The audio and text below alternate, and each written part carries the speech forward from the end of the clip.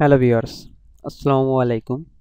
আজ আমি আপনাদের সাথে একটি মজার একটি অ্যান্ড্রয়েড বা আপনার পিসি যে কোনো বিষয় বলেন, আপনি দুইটা বিষয় নিয়ে একটি জনপ্রিয় একটি টিপস শেয়ার করব।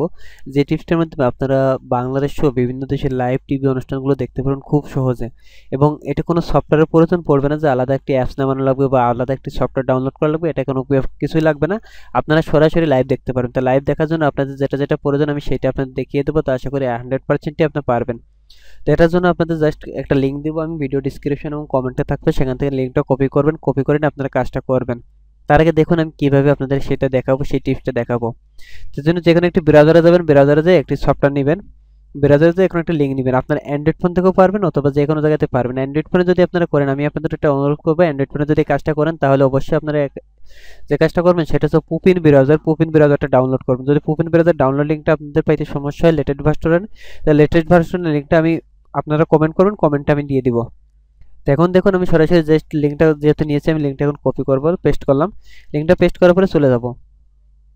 দেখুন আসার পরে আমার অটোমেটিক্যালি এখানে যে আমার চ্যানেল 24 টিভিটা পেলে হবে।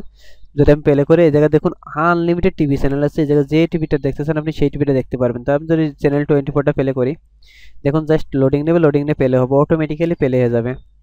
তো আপনাদের যেটা বলবো, আমার ভিডিওটি যদি দেখুন আমি কেটে দিলাম। এখন চট্টগ্রামের একটি খবর হচ্ছে, যেহেতু পাহাড় ধসে খবর চলতেছে। এরপরে যদি আপনি অন্য যে কোনো একটা টিভি ওপেন করতে চান সেটা ওপেন করতে পারেন, আপনার যে টিভিটা ভালো লাগে সেই টিভিটা ওপেন করতে পারেন। দেখুন আমি 71 টিভিটা যদি ওপেন করি, 71 টিভিটা ওপেন করে আমি আপনাদের দেখাই আপনাদের কেমন হবে। Just open this TV, just click করলে আপনার অটোমেটিক লাইভ স্ট্রিম দেখতে পারেন।